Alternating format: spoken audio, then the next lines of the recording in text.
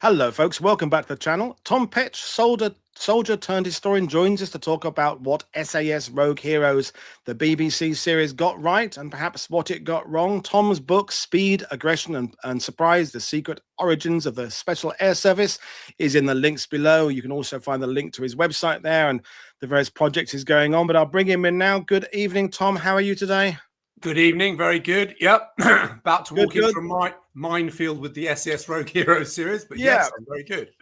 So we were just talking. I mean, the thing about a TV series is it's clearly not aimed at people like you and I. It's not aimed at former soldiers specifically. It's not aimed at historians and those who pore over the record. So it's always going to have to be a compromise between entertainment and getting it right. And, you know, the disclaimers that were noticeably more prominent season 2 than season 1, kind of, that's its sort of get out of jail card free. But we'll get into the details of it as we go along. But surely, in principle, like me, you're glad it's out there for us to critique in the first place. Yeah, I think we, if you look back in time and look at something like, Lawrence of Arabia by David Lean, the charge on Aqaba never happened. It's a beautiful sequence, the riding into Aqaba against the guns, absolute nonsense. The town was taken by a siege. So it's if you want your history, by the letter, watching TV, watching a film isn't the place to get it.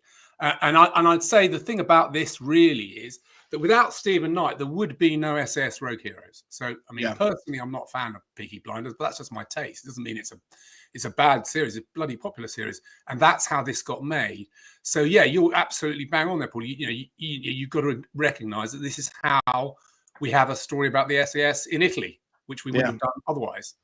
And I was talking with Henry Stedge yesterday about the Pacific that his father's portrayed in and how we're going to bring history to people going forwards who don't necessarily just read books. They use YouTube and maybe TikTok, not for much longer, but all these other resources and video games. And, the Peaky Blinders model, so to speak, has now become a sort of industry thing where you use contemporary music, you have something set in the past, but the dialogue is sort of set in the present, and you kind of mix it all up and make it a bit of everything. And that's really what Rogue Heroes is, isn't it? It's set in the past, but it's also a modern series in the kind of the way it's drawing its characters. Is that something you kind of see in it? I think what we've got going on is there's a split. There's a sort of Guy Ritchie / Peaky Blinders style movie, TV, we'll call it what you will, and the recent Guy Ritchie film, I put that in the same bracket as this. And then you've got the super reality. There's a film coming out shortly, directed by a former Navy SEAL called Warfare, which I'd probably recommend people go and see. Right. And that is, that's your more Black Hawk Down, Band of Brothers. We're going to stick to the actual narrative and try and do something very real. And both are valid. I mean, both are depictions. Neither are real, but both are depictions of combat.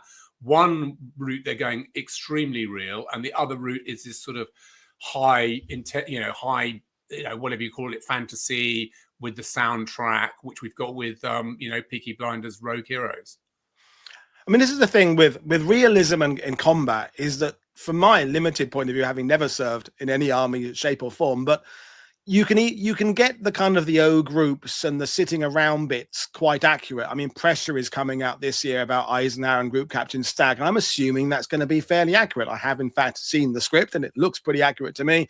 But getting combat right on screen, because combat doesn't happen in 16:9 shaped boxes. Combat is a 360-degree thing, and so all attempts to film it are a compromise, as you were talking about, David Lean and Lawrence of Arabia. Whether we go back to Guns of Navarone or Longest Day, it's a compromise. Combat is a 360-degree thing, especially with World War II, when half of the combat is artillery and air power that you can't, it's coming from miles away from where you are there. That's a difficult thing to get on the screen anyway. So right from the beginning, it's obviously got to be that compromise between putting something on the screen that the average person can get a kick out of. And of course they have advisors, but advisors, they're trying to balance things, aren't they? Yeah, I mean, I think I'd say the thing about being an advisor is that you're not the person who's creative. So the Yeah, military advisor can advise on weapons, they can advise on dress, they can do their best, but they're always going to be overruled by the creative, yeah. who are the writing team, producers, and the directors. I actually briefly, early on, did a bit of military advising and gave up on it quite quickly because I brought some of the guys along. We had to do a sort of Iranian embassy siege style reenactment. And it was completely unrealistic because the American director wanted everyone bunched up, then went into the building. He said, "Can you put your torches on?" The guys went, "Well, we wouldn't have our torches on." And that was that. Well, it looked good on camera. But that's the problem. They're trying to work.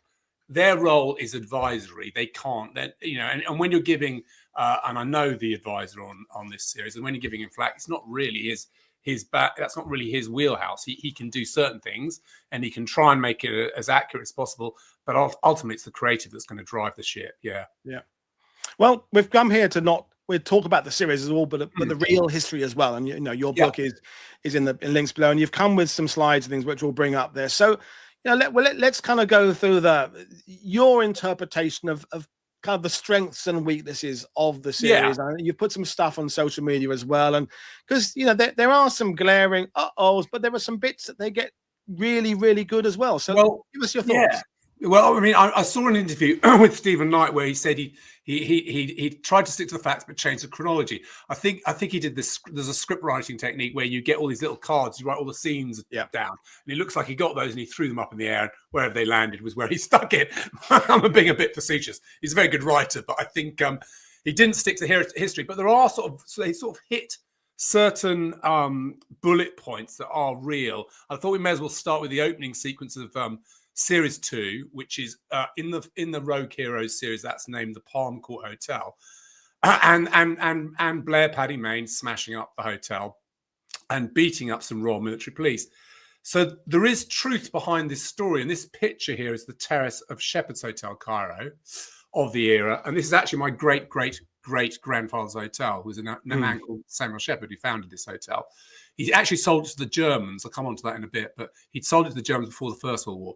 Anyway, in the Second World War, this is the terrace. It's just above the street in Cairo, and it's officers only. So if you're ranks, you're not allowed up there. And the story goes, and there are some quite good witnesses. David Lloyd Owen, who was an LRDG man, very famous LRDG man, watched it, and he recounted to a novelist the scene where Blair Paddy Mayne arrived at the steps, got up onto this terrace, looking allegedly for Richard Dimbleby, the war correspondent, and was then asked to leave, and the police were called, and he then threw 2 military policemen down the steps and the provost marshal. The fact that's witnessed, the fact there is then Reg Seekings recounts the Richard Dimbleby story in an interview, there's probably some facts behind this. So obviously, Stephen Knight's seen some good material. He's gone down the road of, well, I'll make something out of it. What Mayne does in the series isn't the same as the truth, but there's a kind of element of truth in the story, and there it is.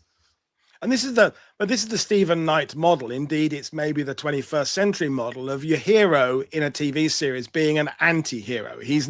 We're not talking about, the Richard Green Robin Hood series of the 50s, where he was this impossibly fantastic person who, didn't do any, had no, skeletons in the cupboard, no vices. The modern television requires its heroes. Look at Breaking Bad, all those kind of things, to be flawed characters. And season 2 is where they, in my opinion, go overboard on Paddy Mayne, because they are trying to create this anti-hero. And the thing about Paddy Mayne, I've spoken to Gavin Mortimer, I've spoken to Damien Lewis, I've spoken to everybody about it, and you're another one of these people who has looked at the archives, you have seen what's available there. He's not an easy person to kind of do a character sketch of, is he? Because he's very complicated. I would completely agree with that. And we sort of get now you've got the SS Peaky Blinders, Blair Paddy Mayne. You've got the Saint Paddy, which I'd say is the cleaner than clean, a Newton Ulsterman. And then you've probably got the real Paddy Mayne somewhere in between. And he was a complicated character. I mean, lest we forget, he did really end up in the SS for assaulting the second in command of his unit. It was a man called Charles Napier, and getting RTU'd, which is returned to unit, by Bob Laycott, who's a brigade commander. So this actually happened, and that's where David Stirling first met him in Jennifer Camp. So it's a complicated narrative. what Knight has done is taken that and then extrapolated it out to this fantastical character. But I think other people are going in the other direction. They're going, no, he was cleaner than clean. Well, no, that's not true either. There's a kind of, as you know, probably Damien and Gavin would say, there's a kind of middle ground where the narrative, you know, does support the fact this was a man who drank heavily and was violent, both on and off the battlefield. Gary August is saying, did the incident coincide with his father's death as portrayed in the TV series? Absolutely. That was the trigger to his drinking spree, which then culminated in him arriving at Shepheard. So that bit is that's true. That's absolutely true. Okay. He was refused compassionate leave to go home and see his mother after his father's death. Okay, thank you. So, I mean, again, the settings of things like that, I think they get all that, you know, it looks pretty good. And I think, you know, and who was it?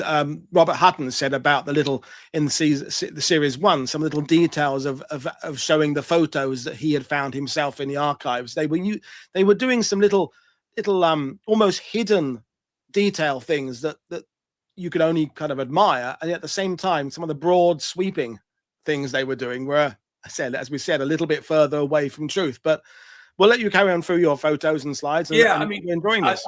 I think I know I'll talk about this a bit later on, but I think the production designer did a bloody good job. He's definitely got, you know, we'll talk about that later because there's bits of kit in there that look great. So yeah, I mean, so to finish with Shepheard's, just out of interest, this is the foyer of Shepheard's. Shepheard's was redesigned by a German and Bavarian architect. And if you look behind the foyer there of Shepheard's, you'll see the wings, which are the SS wings, which were copied by Jock Lewis. And there's the SS wings they all wear on their chests. And so this is the source of the SAS mythology, which was taken from the real location of Shepheard's. I thought we'd go on and look at another character. So Dudley Clark, who is because there's a couple of characters that look a bit questionable in the series, I guess. And one is Dominic West's character, Dudley Clark, and the other is Eve Mansour, who's Sophia Botella. So you've got this sort of fantastical spy setup. There is truth behind this, and I know you talked to Robert Hutton and you know about this. And this real character, Dudley Clark, did exist, and here's a picture of him. This is his fake passport with him posing as a journalist, which is how he got around the Mediterranean and into neutral countries to carry out his deception operations. And he really was a real character. He was a cross-dresser. He did wear a dress where he was picked up in Madrid. That was the occasion he was picked up in a dress, but I'm almost certain he wore the dress on multiple occasions. And then you've got alongside him Eve Mansour, who's the David Sterling girlfriend character. I actually think it's a pity they missed a trick here, because there is a real character in the SAS story who is Hermione Ranfurly, Countess Hermione Ranfurly, who was probably the connection between people like David Sterling, Archibald Wavell, Ritchie, who's the General who commissioned the SAS, and Dudley Clark. She actually was deported by the British High Command because she wasn't allowed to stay in Cairo, at which point she then borrowed money off the bank manager of Cape Town, flew back on a flying boat and hid undercover herself in Cairo and started spying. Well, she started working with the SOE and then spying on the SOE, who were corrupt in Cairo. So she was a fascinating real character, but they obviously needed a female character and they came up with a fake one, which is a pity because there was a real one probably to draw from. But and she, for me, she does some of the exposition of not so much the plot, but the sort of the relationships, because the minute you start diving into, as you have, you know, North Africa and then Italy in 42, 43, the relationships between, you know, the special forces, which wouldn't have been a term used then, and, you know, Allied high command and the press, and then with the various nations, because she's French, but she's obviously the French interests are her primary concern, but she's got this relationship with David Sterling, so she cares about him, and then she meets Bill Sterling. Because, you know, as a former army officer yourself, that era where class is part of it, and obviously Stephen Knight is known with Peaky Blinders for this, getting across this class war as well as anything else. Do you see much of a class war in your actual study of the SAS as the series is sort of suggesting?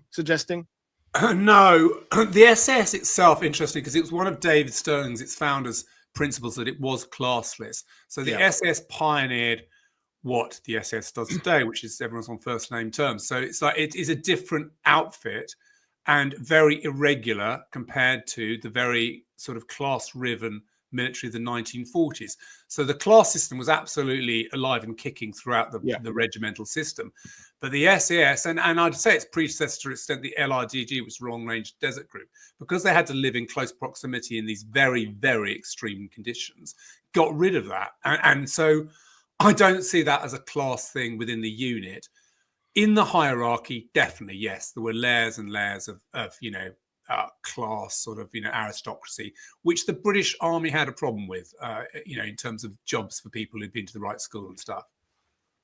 And one of the things I wanted to ask you about is Series 2, and they explain it within the narrative, is making it clear that the SAS have got to get themselves more part of the regular British Army. That's what's going to become their role. By the end of the war, they are a proper regiment, as opposed to this gang of reprobates that they were in season 1. And I think Stephen Knight and the producers didn't really want to let that go. I mean, when Jim and Al talked about in their podcast, the blue shirts and the civilian attire and things like that they're persisting with throughout the season 2 doesn't seem to really tie up with the photographic evidence of what the SAS had become by that. So what's your feeling about that's completely that change? I really picked up on that being wrong, actually, because the truth of the story is that the SAS of David Stirling had been disbanded, and the SRS, or Special Raiding Squadron, was what Middle East headquarters had wanted to do to the SAS. He wanted to get a handle on it, get it into a proper brigade structure, and deploy it under proper control. A lot of that is motivated by Monty, who did not like the SAS. I think that's just a fact. And he wanted them, he did not like this unit operating a long way in front of his forces. He wanted them under control. And actually, the Special Raiding Squadron is to all intents and purposes, a commando unit. It's grouped in a commando brigade with 2 other commando units. It's deployed like commandos are. So the operations it undertakes in Italy, which start with the capture of the gun emplacement, and then we can talk about Bagnara and others. These are commando operations. They're not behind the lines special forces roles. And so, it's very much regular. They're wearing ties. They're wearing the blue shirts. They've got the berets. They tried to get rid of their cat badge. And I think Monty was a bit shocked when he went on board their ship, the Ulster Monarch, in Port Said, to find they still had their cat badge because he commented on it, which is a famous incident. Yeah. Do you want to carry on with your photos of what we? So I wanted to pick up the production design. So here we have. This is the Ulster Monarch training off Aqaba, which is where they trained for the raid in Sicily, and that's one of their landing crafts. So I was quite pleased to see the landing crafts, Panzer Mark IVs, things like that. I think they got that right. There was all the right equipment. We got a problem with the bazookas. Was the only problem. Yeah, well, I mean, it's like they can't have spoken to Al Murray, can they? Because if Al Murray had any kind of vote, he'd have said, "Bring up the Piat." And they didn't have Piats either, because I had that discussion with him. They have no on Twitter. They have no Piats. They had no bazookas. They actually, and we'll come to this later, they had some very bad anti-tank weapons, which we'll come to later. Okay. Firmly. I'm intrigued to know, because I would have thought that they had got the Piat by Italy. I mean, I know they'd have it in North Africa, but that's interesting they didn't. But I mean, the bazooka gives you a lot of whiz bang in terms of putting it on screen there when they hit that little stone hut in whichever episode that was. That was pretty cool as a scene. But and Stephen Fisher, of Sword Beach book fame, liked the landing craft they used and said, "If that's a replica, can I have it, please?" Because and this is where people like you and I and others watching today, is that sometimes you'll see a series where they get something that seems difficult to have got wrong, and then they'll go to an extraordinary effort to get something right that, in a sense, doesn't really matter. It's absolutely. Those things fall down sometimes. But absolutely. But I think what you get, because I think you've got the different bits of it. You've got, so in a film, because I work in film, I direct film. Like you have the different layers. So you've got the creative team, and essentially that's the director, producer, writer, right? They call the shots. They're like the generals and the commanders of the unit. Then you got the workforce, and amongst the workforce, you have the production designer. He's kind of like a head guy. He decides the look of the movie. So he's doing things like sourcing landing craft and making sure a Panzer Mark IV, and those pictures you talked about, photographs, that will probably be him. And I know for a fact, in that case, that was the military advisor, sourcing real stuff to put on the set, and they'll make sure the guns are right. Yeah. But the fact they're doing all that doesn't make the overall narrative work. So the stuff you're watching they can get wrong is the creative side of it. if that makes sense. Yeah, it does make sense, you know, and I was lucky enough to know Alan Tonkins very well, who was on Bridge Too Far and things like that back in the day, and you know, explaining at great length about the compromises he's making and having to deal with people like Siddiqui Attenborough and others that he worked with, and George Lucas he worked with on Empire Strikes Back and what have you. So, you know, it is a complicated thing, and you know, those who haven't been anywhere near a film set probably have no idea just how many people are involved. And you know, you get something set up and the stunt arranger says, actually, we can't do that because we can't bring that person that close to that thing there because of health and safety issues, things like that. So lots of considerations. But yeah, I liked some of the details of things like landing craft and vehicles. I think the CGI of the German tanks was a bit dodgy towards the end. I had to freeze frame. I'm a tanky originally, so I was freeze framing trying to work out whether it was a Panzer Mark III with the long gun or a Panzer Mark IV. What was it? I settled on it being a sort of Panzer Mark IV at one. It was something someone obviously designed on it, but it kind of looked all right. It looked all right for a glimpse in the background. So yeah. Anyway, I thought we'd go on. So then the sequence where they land in Sicily. This is actually Harrison's map. So this is one of the guys, one of the troop commanders. So this is Derek Harrison. We should probably credit. This is a good source for this sort of stuff because he was one of the troop commanders within. Actually, it was one of the officers within the unit. And so they land. There's a few interesting things that happen in this sequence. I mean, let's talk about the true facts. So there's this big speech given by Paddy Mayne before they go in about the gliders and the fact the airborne have crashed. Now, the truth of it is they had crashed, but the Special Raiding Squadron, the SRS, did not discover that till they were nearly at the cliffs. Exactly. Yeah. So this idea that Mayne gives this speech, which makes his character, because let's face it, it makes his character look a little callous, I think, to go, we're just going to drive through them and leave them behind. That's not what happened. It was down to individual crews. And for example, Reg Seekings pulled the adjutant of the unit off the cliffs below the gun emplacement. That's what he did. Some people came across the tail fins of gliders as they were sinking with 5 people on them. They tried to get someone in the boats. Some just pressed onto the target because at the end of the day, they've got to get to these guns. It's absolutely vital to knock them out. And that's a military imperative. And I think in good units, the good unit, this is me talking with my military head on having been in the army, you have to get on with the job. There's a limited amount you can do to save people who are drowning. You could not stop the whole squadron with landing craft, drive around in circles, and try and save, you know, what turned out to be 252 men who drowned that night. I mean, it was a disaster. Go on. I was going to say, to me, one of the things about the attack on that gun battery, and I've been to that location, and you know, it is what they did was amazing. But I think they should have had Paddy Mayne say not that it was out of no room for these men, that it was more about maintaining the operational tempo, if you like, the precision timings, because I don't think they conveyed how well planned that attack was, how much of that was down to Paddy Mayne's brilliance, and how difficult, frankly, it is to attack a triangular shaped objective from multiple directions at night with huge numbers of enemy artillery in place, firing in all directions, and do it with only, 2 guys killed or something. I mean, extraordinary. I think you're right. That is one of the exceptional special forces actions, not only of World War II, of all time.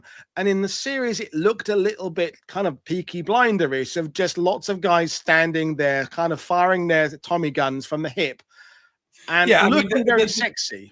I agree. And the other thing about that action is you're right about the timing. So it's a complicated operation. So basically, to go through the military, 2 troops were supposed to sort up the cliffs. Some of them did climb the cliffs. Harrison definitely climbed the cliffs.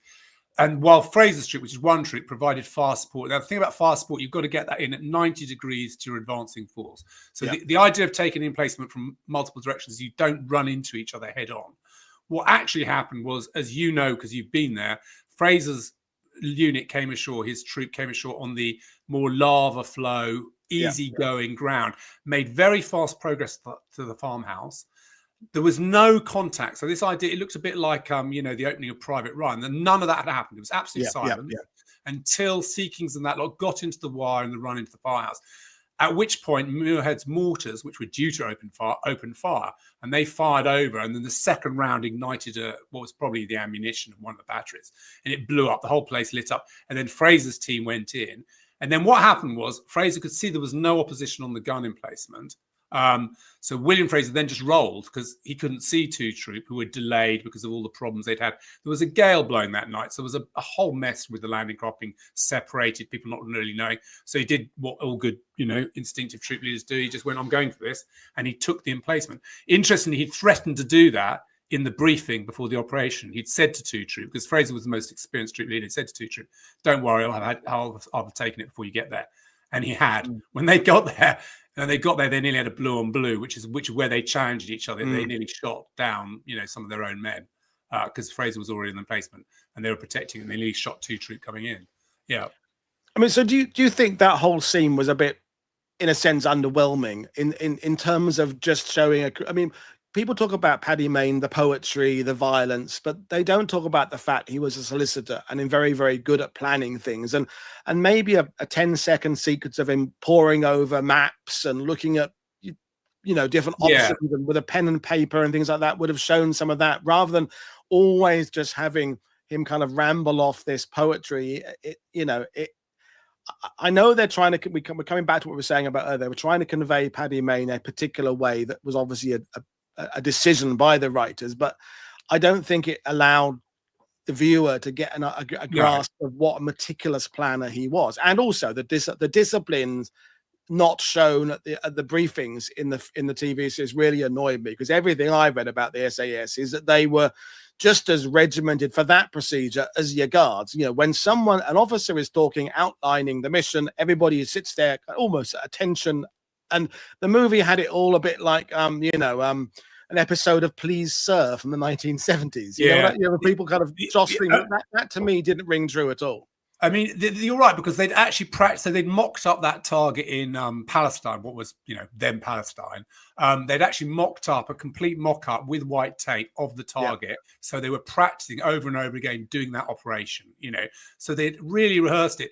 The only bizarre thing that happened was when they were down at Aqaba, Mayne revealed the target to them with a full-scale model in the middle of the night when he was drunk, which was bizarre. He got the model out on a table, absolutely sober, and became absolutely sober, apparently. This is in Peter Davis's account. They all stood there going, I thought we were having a party. And he runs through the operation, absolutely, the whole briefing. And they're all going, wow, that was bizarre. And that was the man, though. He did some extraordinary things, and that was one of them. But yeah, it was meticulously planned, down to him having a scale model of the target, the timings they had to meet and stuff like that. But like I said, it didn't really survive contact with the water because of the chaos of the storm blowing. Yeah. And I think, for me, they didn't really show the progression in season 2 of this development of a more rigid way of fighting. I don't mean rigid as a weaker thing, but they kind of got away with this very, flying by the seat of their pants type of thing in the desert, because it kind of, they were using the parts of the desert the Germans weren't in and doing these big, long, meandering southern routes and whatever. And it was all working okay, but they've got to get on their game. I mean, the series, I like the fact the series expressed that they are the spearhead of Operation Husky. They are the part of a much larger operation coming in behind that, and all these things are codependent. I liked all that, but the actual handling, it seemed a bit loose for me. But I think I completely agree, Paul, that the irregular nature and then wearing the leather jacket was all wrong. This was a very regimented outfit. It was part of a commando brigade. It was under command. It was very different. And it wasn't really till they get back to France, which I'm assuming is going to be Series 3, is when they go back to being far more regular special forces. This is much more of a commando unit, a regular unit. Yeah. And just to finish on this map, so what's interesting about this map, just to show what happened after the landings, the airborne unit obviously hadn't taken any of its targets. So it was up to Mayne and the SRS, which was true, then to advance north and take these other targets, which they did. These other gun batteries were vital to the campaign. So I thought, they tried, and they did follow a little bit of history there. I think they got it a bit wrong, and I think you and I probably agree, if they'd done it as more of a silent operation that then went noisy, and tried to stress how precise it was, that would have been really good for the narrative. But, they went a different road. And then we go to Bagnara, which was the next thing. So this is portrayed as Mayne, and I think it's Seeking sitting in a boat with a bazooka or 2 bazookas. I think that's how they play it. And that's completely wrong. This was a very aggressive action to take the town or the port of Augusta. Here you've got a picture taken from the Ulster Monarch looking towards a destroyer who's actually engaging beyond it, an Italian coastal battery. So this was proper, it's proper Private Ryan stuff. They were then fired in by the 20mm guns on the Ostermonic. And then when they got within range, their landing craft have 2 Vickers Ks mounted on the front. And then they opened up on the dock side. So it was a massive, bombardment to just get them into the port. Not as portrayed, 2 guys sat in a rowing boat, which was disappointing, I felt. I mean, I don't think we've seen Vickers K's portrayed on screen since Theirs Is the Glory. Wouldn't that have been cool to see a couple of Vickers K's letting rip for however many seconds it was before they ran out of ammo? Right, It's incredibly rapid fire in a Vickers K, isn't it? But I love it. I love that they took them from the desert and they put them on the front of their landing craft. I thought that was a brilliant modification to then, because the thing about Vickers K, as you and I know, is the rate of fire is so extraordinary that just opening up on the dockside must have been an immense shock to the Italian defenders, and it got them ashore.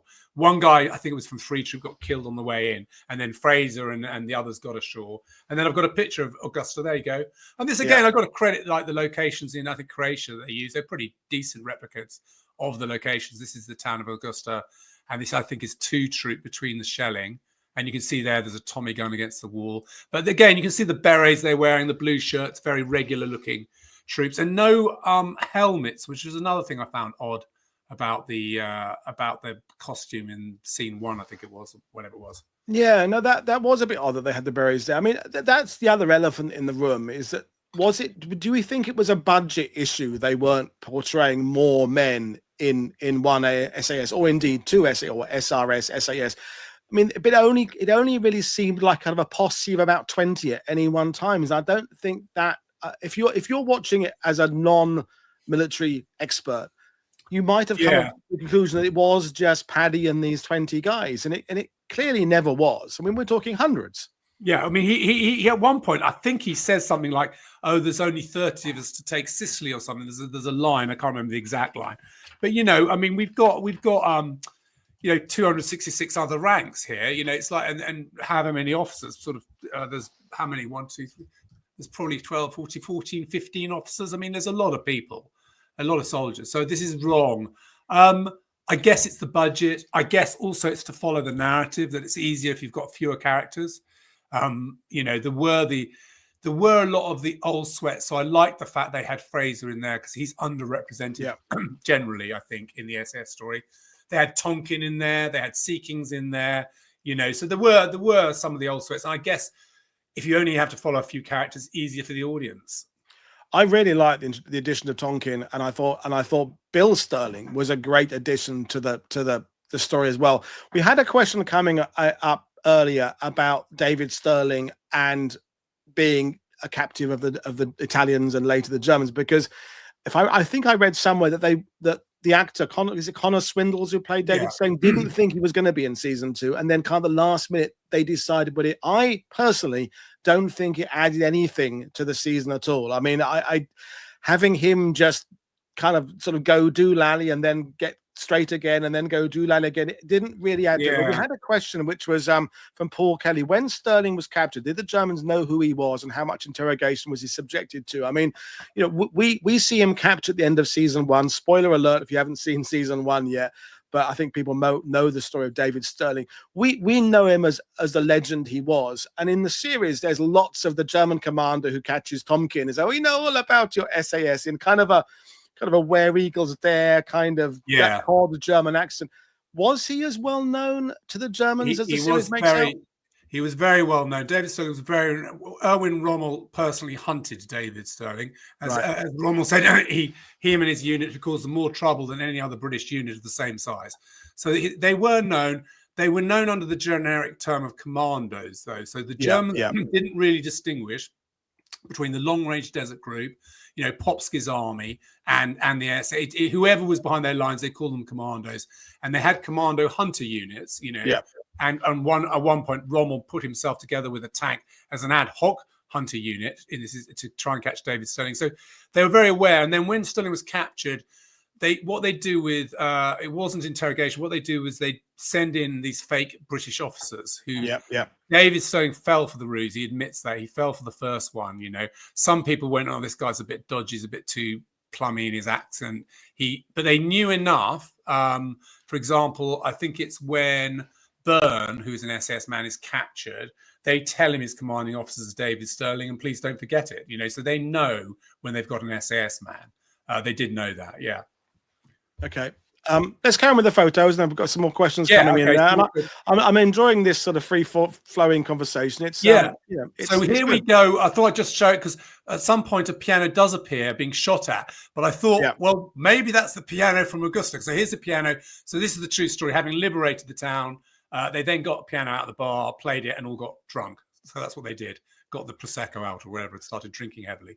So that's the Mafia subplot that kind of they started and then didn't really let it go anywhere, which I found a bit curious, because there is a mafia involvement in World War II. Lucky Luciano in prison in the USA and things like that, and what the mafia were going to do in Sicily and later in Italy was of concern to the Allies. But it seemed to me that they crowbarred that awkwardly into the series, and I'm not really sure why. It was a plot I did not understand.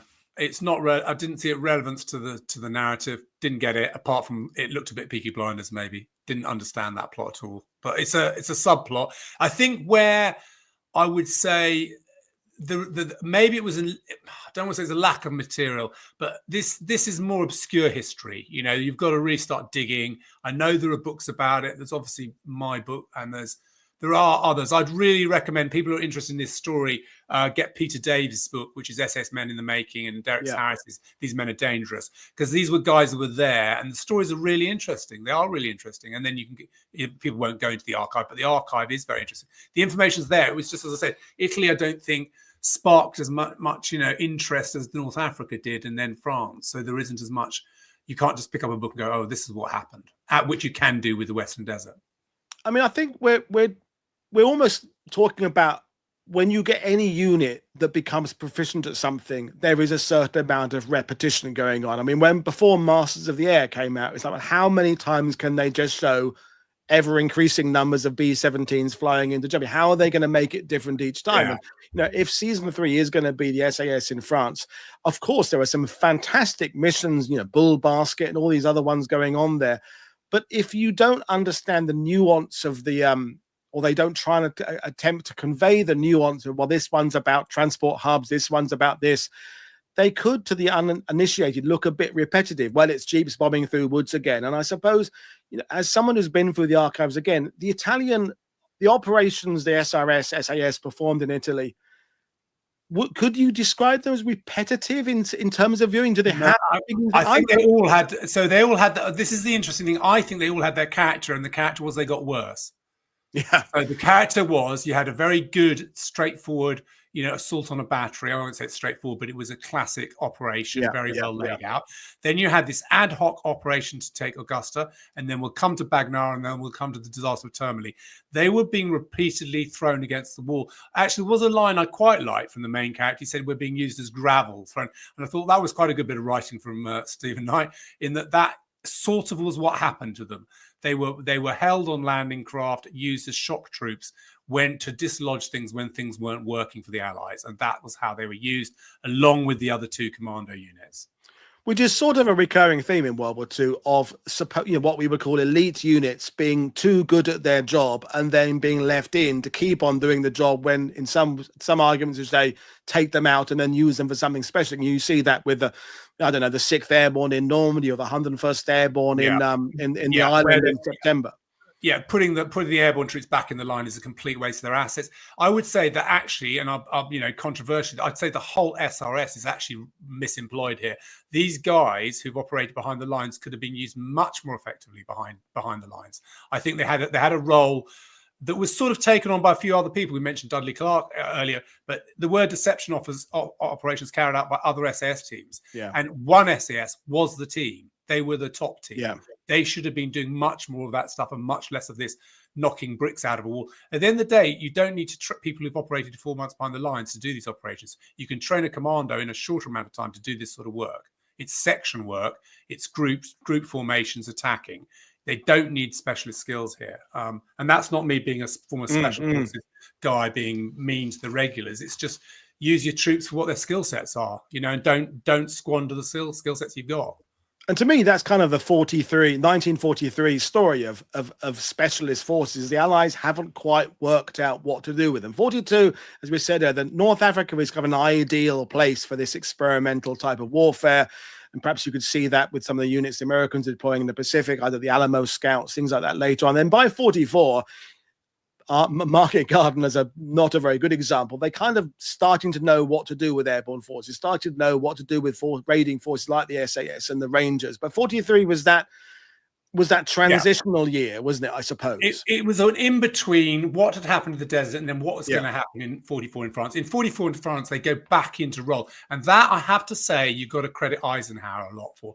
Ike was the one who saw the potential of the Maquis and the SS. And that is another story, which we'll talk about another time. But that was a big deal, was the US seeing what the SS were capable of, because they didn't have their own special forces. And the SS ended up doing that job. So there you go. Yeah. So I wanted to, they did spend a lot of time driving around to Termoli, but that's how they traveled. These are the huge landing craft that they used on the left there, landing craft infantry. And it's got an Okeron gun on the front. It's got two great gangways that can beach itself. And then they also deployed those smaller landing craft to go in ahead of it. And there you have Mayne. Again, you know, shorts, tropical shorts, shirt. Standard issue kit. Standard issue kit on board the landing craft. There's Fraser, William Fraser, obviously sunning himself there. I wish I could read what he's reading, but I can't. I have tried many times zooming in. And then we go to the next operation. So this is So you have to look at this photo I've got, but ignore the massive great road bridge in the background. That did not exist in 1943. So this is really not portrayed in the series. They sort of do an operation where they end up stabbing a lot of people and having to change their shirts, which I think is basically Bagnara. And so what happened here was, you can see where the SRS, it's a night raid. They end up landing on the left-hand side of that beach below the sea wall. Their target is a bridge to the south. And this is a bit like going all the way back to the Litiani River and 11 Commando operation. They're trying to take a bridge ahead of the Allied advance from the south. And that would have enabled the Allies to get into the town without any trouble. But as they approach the beaches, that's Fraser's kind of leading again with his landing craft, the Germans blow the bridge, which means they then got to fight. So they then press through the town, get onto that high ground where I put blocking positions. And then they managed to hold the town for the next day. And I put Tiger, because anyone who knows a bit of history is Tiger tank is a lot of trouble. And if you're infantry and you're the SRS, you have nothing. You don't have any bazookas, don't have any PS, and even if you did, you wouldn't hit a Tiger from then. So Fraser sees this thing pop up, and by then they're getting hammered by Spandaus on the far side of the valley. The Germans are really getting angry and trying to get back into Bagnara because they're being pushed from the south by the Allied advance. And Fraser's holding them up at this bridge. There's an S-shaped bridge underneath, just behind that town. And the Tiger turns up. He thinks, I've got a lot of trouble here. So he radios Mayne. Mayne calls up a destroyer. So a Navy destroyer motors up. And the Tiger takes it out, puts 2 rounds through it, and it disappears to sea. And then Fraser gets really desperate. I'm just saying this to illustrate how much trouble they had with tanks because they've got nothing to combat them. He calls Muirhead, who's the mortar officer, and gives him the coordinates, and he doesn't think anything will happen because mortars are ineffective against tanks. And the second of Muirhead's rounds drops through the tank turret and blows the thing to pieces, which was an extraordinary piece of shooting from the SRS mortars. And I thought I'd show you this feature. So that's just above Fraser's position, looking down on the town. And what you probably just make out is how shot through those cacti are. They're full of bullet holes. So that was a little operation, talking about the different operations they did on their way to Termoli. And then I've got a picture here. That's Mayne, and that's Tonkin actually behind him and that's just after that. And then the Italian armistice happens, which I think we see in the series a bit, don't we? We see the Italian surrender. I think so. Yep. A hint of the Italian surrendering. I mean, going back to Termoli briefly, I think because the series it used its wartime footage quite well. I thought it did. Yeah, we can talk about music later. Yeah. And then they were the cuts between original footage and then the contemporary footage from the series there were quite well done, but they didn't try and explain, as you've done, exactly what was going on with Termoli. There were some references in the script about bridges and roads. That was Bagnara, so that predates Termoli. That's Bagnara. So there was 2. That was a bad. I don't think they made it. It kind of all blurred a bit. It blurred, and I think they were using the same location, which didn't help. I think. and they were going by truck. But I'm trying to say these were serious amphibious operations. The Bagnara is on the Italian mainland. I should have said that up front. It's on the western side of Italy. Yeah. So they crossed the Straits of Messina. They're trying to take a bridge ahead of the Allied advance to let them go through, which is the theme of their operations. Because if you look at Termoli, which comes up next, there's Termoli. And again, you've got Termoli in the top corner there. And if you can make it up, there's the town of Campo Marino, which is where the bridge is. So their job is to land at that town of Termoli, travel south quickly and take that bridge again because the Allies are coming from the south. So we're now over on the east coast of Italy. And they get there. They land with 3 commando and 4-1 commando, which are the 2 other commandos in their outfit. And they do get to the bridge, but the bridge is blown again. So it's another one of those ones where they take their target, take their objective. And then this is the sort of controversial bit. They've done their job, as you said, Paul. They've done their job now. They go back to town to basically be taken off. They've done their shock troop bit, don't need to be around. And then around Termoli, the Germans counterattack using Tiger tanks and 16 pounds and all that. And the line starts to collapse and the British start to collapse. And there's repeated calls to the SRS to go back up and help on the front line. And they do send some of Fraser's troop, one troop. This is important that it is one troop because of what happens to the rest of them. Some of Fraser's one troop are sent back up from the monastery that they're billeted in, back up to the front line to start fighting.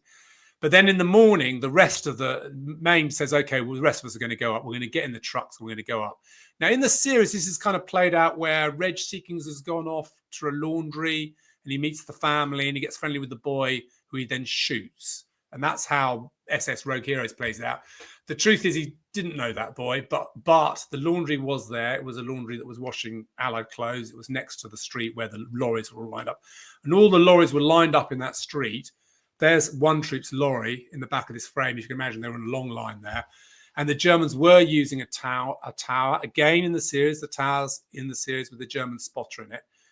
In the series, Reg Seekings goes up there at the end of the episode and kills him. That's not true. But they found evidence that there was a German spotter up in this town, which is how they were calling an accurate fire. And they called in German artillery on the position. And I was alluding, the tragedy is because they didn't have Pierts and they didn't have mortars, the way they took on tanks, and they knew they were going to have to combat Tigers because 3 troops the previous day had a run-in with a Tiger. So they knew the Germans were going to use Tigers.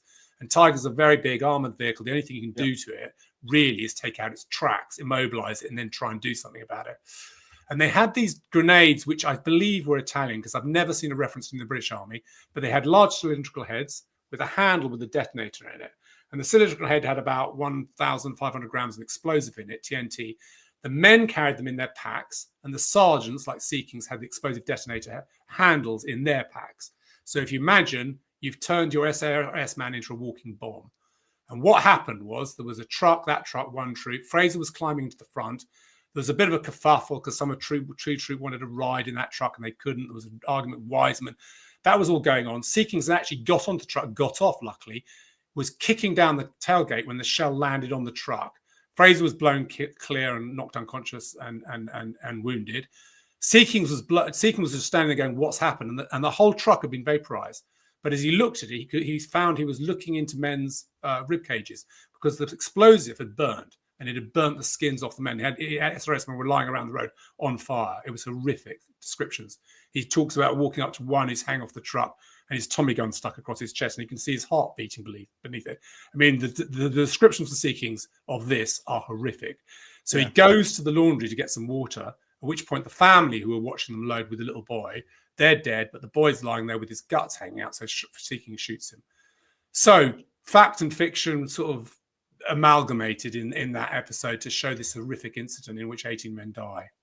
I mean, it was my favorite episode, albeit dealing with a difficult subject, which was, PTSD, whatever you want to call it, and Reg Seekings' increasing inability to understand and process what he's doing. Then they showed him back in England and visiting I presume it was meant to be his sister or something back then. And I thought that was handled very well. But when you tell us you have just done the real story there, you think, why not put more of the real story? Because they had, I think it's meant, you have Paddy Mayne with the graves there. Is it in the next episode? Which is that supposed to be the guys who died in the truck? I think it is. Yeah, isn't it? It is. They buried them in the gardens.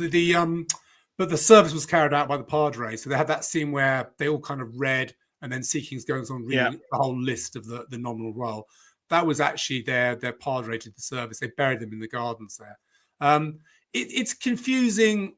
I mean, again, it's not well covered. I don't know a single book. I mean, mine covers it, but I don't know other books. It's not a well covered subject, this incident, you know. And I think the thing about the explosives is interesting. Could have been shown. I don't know. I mean, why go down this road? It was a little cliche that Seekings gets revenge on the guy in the tower. Do you know what I mean? The truth is they found that position and they went, okay, that's how they managed it. There was someone up here with a radio calling in the artillery strike. Yeah.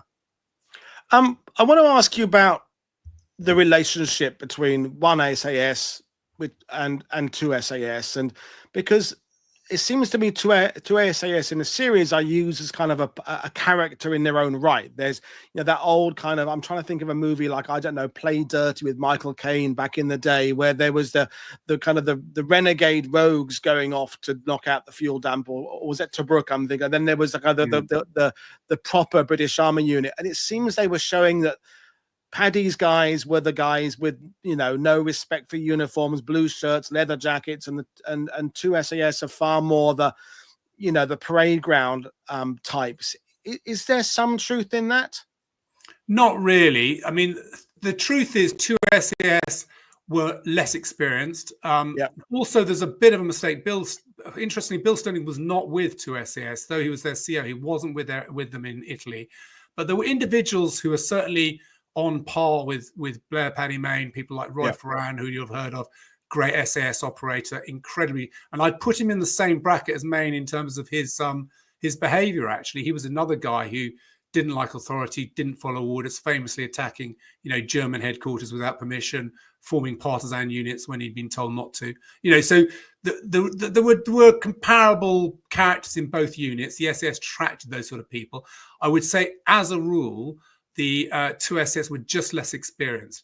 Though the two SAS were the guys who I would say were getting more special forces roles than the SRS here, who were getting hammered internally, though obviously they were together briefly internally in the battle. We've got a couple more photos to do, then we'll do a couple more questions and comments. Yeah, and I thought I'd show you this. So that's Tonkin again and Rose. And I thought I would just, I'm going to say this because this is one of Mayne's always smashing things up in the series. And there are elements of truth to this side of his character. This happens after Termoli. I think this is quite an interesting incident. This is their mess. They've taken over an Italian villa, which has got these lovely mirrors and stuff on the wall. There's Tonkin in the background. This is the officer's mess. You can see like a mosquito net. And that's Rose, who's the RSM in the foreground. And there's an incident where they get four women come back to the mess, start drinking with them, partying. Mayne's not particularly pleased with this. And before anyone goes, oh, Mayne's a homosexual. I think that's all nonsense. You know, Mayne didn't. There's a thing in the British military where of that era, women were not welcome in the mess generally. Anyway, they brought back 4 nurses, started drinking with them. And then when they got rid of the nurses because they see Paddy getting quite pissed off with the whole situation, at which point he wants to party and he starts trying to make them drink. And when they won't drink, he tries to force them to drink, and then he throws a bottle at one of them. And then there's this massive sort of ruckus in which he throws the doctor across the room, and they all go into shelter in their dormitory, and he's kind of raging. And then he calms down, and then he goes off in his Jeep, or it wasn't a Jeep, it was a car, to go sightseeing. He asks for a map, perfectly calm, goes off. And after that, and that's from Peter Davies, he said Mayne didn't drink for a long time. And I think you've got to judge the effect on Blair Paddy Mayne of this. You know, he's just lost 18 guys to a shell. You know, they've been hammered throughout the Italian campaign, and he's their CO. And I just think it affected him. I think he was one of these people who was deeply affected by the casualties, by the suffering of his men. I think his release, and I think as a veteran myself and lots of other veterans are going to hopefully come out and say this, drinking is a release. It's a way out of this, you know, feeling and this situation, and people turn to it. And there's an example. And apparently he didn't drink whiskey for months after that. He just went cold turkey, you know. Wow. I think he realized, I think he'd overstepped it with the guys. But as they said, none of them were willing to try and take him on. This 17-stone man, Peter Davies said, he was in a murderous mood, you know, shortly after term. I can't imagine what Paddy Mayne was like in a murderous mood. I mean, it's hard to imagine. I think we've got one more further, then we'll have a little general wrap up. And then the series ends. Obviously, they go back to Britain, and we've got them loading up here to go to D-Day. So they're back in role. They show them in Ayrshire. They show them with a bazooka. Again, wrong weapon, but never mind. They actually get 6-pounders in France with their Jeeps, so that we can talk about that whenever they make season when they three. do season 3. Yeah, I mean, season 3. Hopefully, here you go. I might actually text the. I do know the military advisor. Say, can you please try and get a towed piece of anti-tank weapon into the next season? Oh, I'd like to see a 6-pounder on screen. I don't know when that was last on screen. There were some amazing photos there. But as we kind of wrap things up, other things that you liked about the series and other things that you know made your skin crawl, is there anything particular that stands out? I mean, I think things I liked, I think they did very well. Like I said, with production design, I think we had good stuff with the weapons and the accuracy of that. I think the things we both didn't like about it were the sort of irregular clothing element. This was not a cowboy unit driving around Italy, hanging out with the mafia. That's absolute nonsense. And so that was a creative decision taken early, probably in the writing, and it's just followed through. But both you and I recognise, and that leads on to the fact it was a much bigger unit, fighting in a more regular way. And it would have looked more like Band of Brothers, which I know a lot of people wanted it to look like anyway, but it would have looked more like that. You know, it would have looked more like a well-disciplined commando unit fighting its way through Italy. I had the question right at the beginning from Trevor Sheehan. When the producers made the pitch to the BBC, did they offer alternative styles and levels of accuracy? That's a really good point, because at that beginning process, when it is we've got this idea, there are numerous ways you could go with it, because Band of Brothers and the Pacific and Masters clearly went for a really rooted in accuracy, although again not completely, whereas this sort of clearly, we said at the beginning, had this more, not fantasy, but you know, it is entertainment. Do you think there was a decision made early on? No, because I spoke to the producers. No, the decision was I want to be really straight. Getting anything off the ground is really hard work, right? So the hook here was Stephen Knight. Until they had Stephen Knight, they didn't have a series. So, you know, all of us who are going, oh, it's like Peaky Blinders, it's bad. It's that or nothing. You know, you don't get a TV series about the SS, or you get Stephen Knight's version. Take your pick. You don't get Band of Brothers, because that wasn't what was going to happen. So, you know, if an audience, and it's driven by audience appetite, if there was an audience appetite for a British Band of Brothers, we'd get one. I mean, who do you think the audience is? Do we know what the BBC are saying about the demographics? I know, of course, there's also how many countries they'll sell it to overseas, and when it becomes available via different platforms. Do we know anything about what their data is? I mean, I don't know their data, but from what I've seen and what it is doing well. I mean, it's doing well. I think what it's done, like a lot of these things, it's introduced this whole story to a far wider audience than you and me, Paul, and everyone we know is probably watching this and going, who know the history or elements of the history and are interested genuinely in the history. This is a kind of entry level, you know, commando comic level kind of thing that gets you into the story. I remember watching Bridge Too Far, age 11 or something, showing my age here, but in the cinema at Leicester. So I go, that's phenomenal. I want to be a para. That's amazing. By the way, I never was a para, so there you go. I was in the SS, but I never was a para.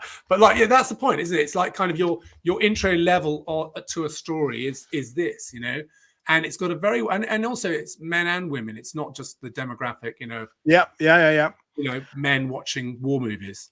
What's your feeling about the music? I mean, we discussed this before going live. I love the music because that is the music I like. The Damned, MC5, Stiff Little Fingers, Madness. I mean, in the first series, AC/DC. I mean, I couldn't have chosen a better soundtrack. But some people have been really put off by the non-period music. Do you have an opinion? I think the music was brilliant. I don't think the music, if you look at Platoon with Adjo strings, just what you choose for a film or a TV show, I don't think it has to be representative of the time. It has to fit I mean, I will say the music fits the story. I may not particularly like the treatment of it, because I don't particularly like the Peaky Blinders kind of style, but the music works. I mean, it does. And there's great tracks in there. Yeah. Yeah, I mean, I think if people discover World War II and punk music, as far as I'm concerned, that's two ticks and boxes. I found the band through Rogue Heroes. Well, I'm wearing my damn hoodie today, which is there you go. But last thought, you know, your wrap up there. You know, we started this with the fact that it's not aimed at us, and there are things that they've recreated, albeit with some artistic license. do you kind of give scores would you give a score to it? Would you rather, how would you sum it up if someone says to you, Tom, you know, you've written about this stuff, give me a one line kind of a blurb, if you like. A one-line blow for Rogue Heroes. A bit kind of a phrase. How would you sum it up? It's history, but not as we know it. History, but not as we know. I mean, that's it, isn't it? I suppose it is what it is. And, you know, as you said, we should be glad that any World War II stroke military productions get off the ground, because so many ideas just don't get off the starting blocks. And I find it very negative. People are grumbling about the 6888 movie. They're grumbling about Pressure and Brendan Fraser and I. And that's like, we should be grateful they're making these movies so that we have the right to grumble about them if we want to, but appreciate them for what they are, I think. Yeah, and I think, and who knows, it hopefully open the door, because let's face it, there aren't many British war movies out there, to more. If they can sell in the US and there's a market, then who knows what else we could get, you know? Yeah. One final question. Who was your favorite character in season 2? Do you have one? Actually, I think I'd go, do you know what? I'll just go with William Fraser because season 1. I think Fraser. Either season. I think Fraser. Dudley Clark or Fraser. I don't know. That's a different one. Because I think the portrayal of Dudley Clark is funny, but actually I was really pleased to see William Fraser in there because he just doesn't get any mention. He's one of the key characters of the SAS. So yeah, I got 2: Dudley Clark and William Fraser. Jim Walsh just mentioned Monty. I thought that was a very bizarre portrayal. I've seen Con O'Neill and other things. It took me out of it a bit, but yeah. I didn't understand that scene either. I think that was a reference to a couple of earlier scenes in the real history. I didn't understand it. Didn't understand that scene. Well, we will leave things there because you've got things to do. But we'll make a date to talk about something else, SAS, unrelated to Rogue Heroes, or we'll make a date to come back when season 2 comes up. In the meantime, thank you so much for unraveling this, folks. I'm back tomorrow, but it's the middle of the day show because I'm talking with Rico out in the Philippines. So check the time on that. But as always, click like and subscribe, visit my guests' websites, buy their books, and support everybody. That's my final message for today. But thank you, Tom. Thank you, viewers. See you all again tomorrow. Bye. Thanks very much. Cheers, guys.